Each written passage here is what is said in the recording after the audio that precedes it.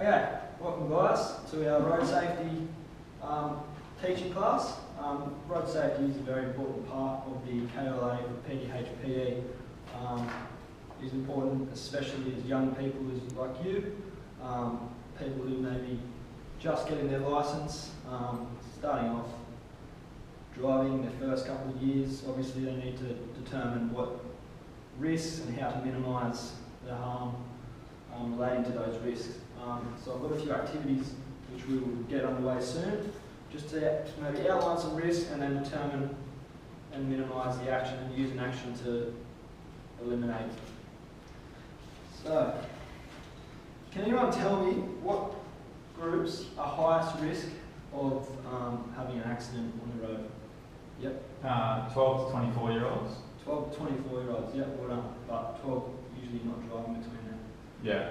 Players? Yep. Males. Yep, males. Okay, do you know why? Because that's due to the high risk speeding they do. Occasionally they'll take a risk in drink driving and they come from a party and they want to get their friends home. So the only way they think, oh okay, I've got a car, I may have been drinking, but it's worth the risk. Okay? So that's a huge thing. Yep, males. Another one is Indigenous young people.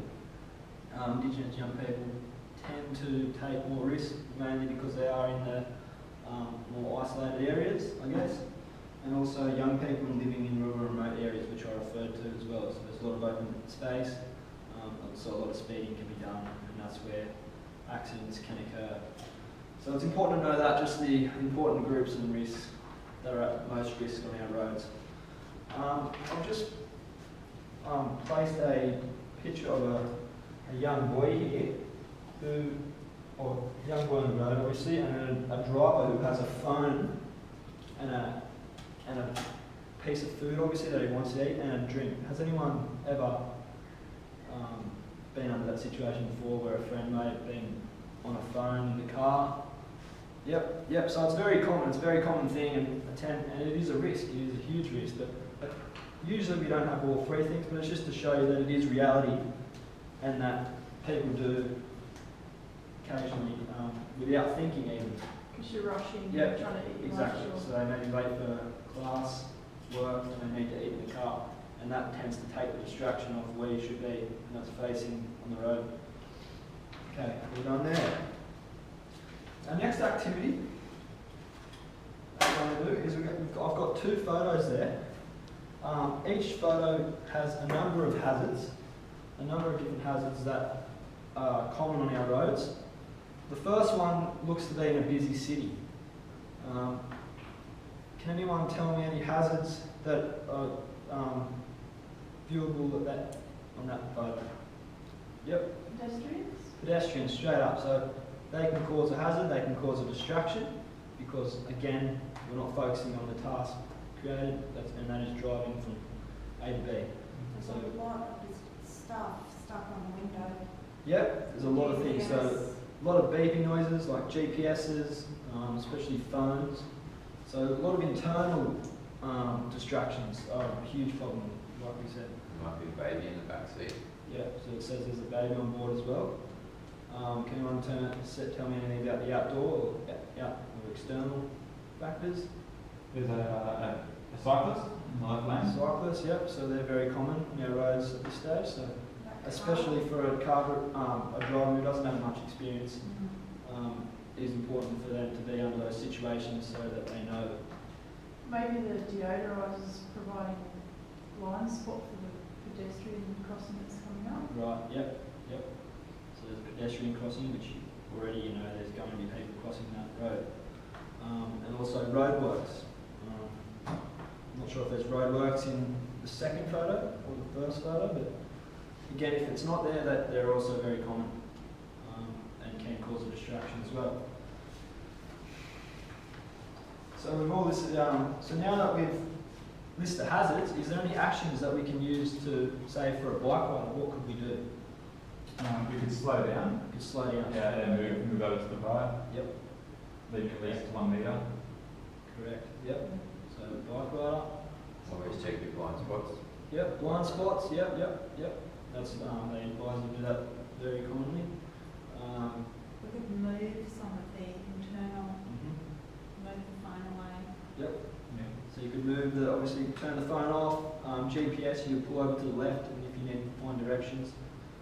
If you have a passenger in the front seat, you could ask them. Playing Candy Crush. Okay. So that's an important activity, just to outline some factors before you start driving. So we're just going to do a quick think, pair, share activity now.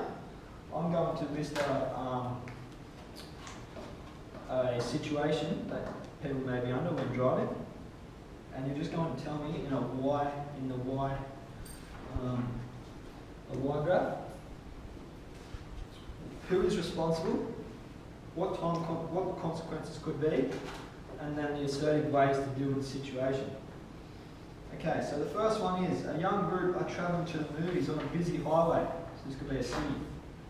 On the highway, you hear a mobile phone ring, and the driver, picks the phone up.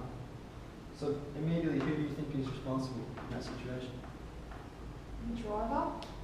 Yep. Good job, one, yeah. Driver is It's her phone that rang. Okay, so it is the driver who is responsible. So she's going to make the action whether to put the phone down or pick the phone up. Okay, what consequences could be if she picked that phone up? Potential crash? She could merge onto the other side of the road. Yep. That's a good one. Get very distracted. Get very distracted. Yep, that's the most general one there. And assertive ways to deal with the situation. Someone else could answer the phone. Yep. Passengers, again, pull over to the left hand side. Ask you not to. And passengers say, yeah, just ask them not to pick the phone up at all. Very good. Stay over. Yep. Stay over. Okay. So you and your, the last one is there are 4 other people, including the driver, packed into a small vehicle. Adam, the individual who is in the front passenger seat, is intoxicated and is continually distracted while making too much noise. So this driver's picked up his mate from the party. Immediately, who do you think is responsible? The person driving. The person driving is responsible to make the action, yes? Still the action, but to a certain degree, all individuals are responsible for their own behaviours. Yep. And so it's like So the intoxicated driver is, if they were to crash, then it would be on the intoxicated driver. What the consequences could be, so again, the driver can get distracted. Yeah. That's right. Yep. Okay, and then assertive ways to deal with the situation. Can anyone listen to me? Assertive ways? So you could pull over to the side of the road and then explain to the passenger that what they're doing is dangerous. It's, it's a big distraction for the driver. 100%. And please tell them that they need to cease the behaviour and or backtrack. That's right. Yep. So you're doing them a favour. It's important to tell them, I want to get you safely home, and that's my job. Okay. So quickly, I just want you to use 3 subtitles using those situations that I did before. The road user, the environment, and the vehicle. I want you to create yourself a scenario quickly that you could be under.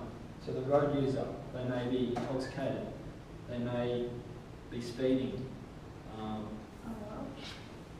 then the environment, could be raining, could be hail, could be foggy, and then the car, is the car in good condition? So we're looking at 3 different scenarios here, or just No, just you're creating yourself in one scenario that involves using all- those 3 subtitles. Okay. It's just to get you thinking on some scenarios and again how to deal with that scenario that you've created.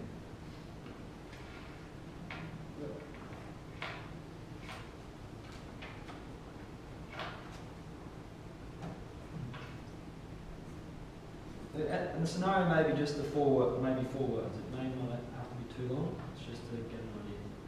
Maybe a quick sentence. Yeah. Yep. So the road user. Yep. One. Is So the passenger is unwell. in the vehicle. Yep. Yeah, in the car. You're driving and you're taking it to the hospital. Yeah, yep. Is that right? Yeah. And it's peak traffic, peak hour traffic. Okay, so that's the environment. Yep. And I was just kind of unsure how to apply vehicle Yeah, the vehicle is a tough one again, but you can sort of just say that, We had one, we had a mother with a baby in a raining environment in a new car. okay. Yep, so obviously she wants to drive carefully. That's, yeah. Alright, thanks guys. Thanks. Cool. Done. Good job.